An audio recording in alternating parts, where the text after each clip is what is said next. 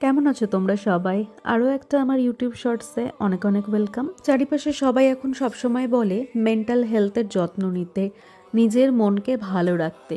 কিন্তু আমি মনে করি মনের যত্ন শুরু হয় শরীরের যত্ন দিয়ে, আর কখনো কখনো স্কিন বা ত্বকের যত্ন দিয়ে।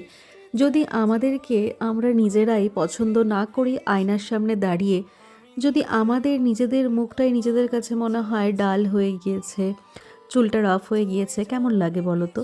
কিন্তু আমরা যখন খুব ভালো মতো সেজেগুজে থাকি, আমাদের স্কিনটা, আমাদের হেয়ারটা খুব ভালো গ্লো করে, তখন কিন্তু আমাদের মনটা খারাপের মাঝেও কিছুটা অংশ ভালো হয়ে যায়।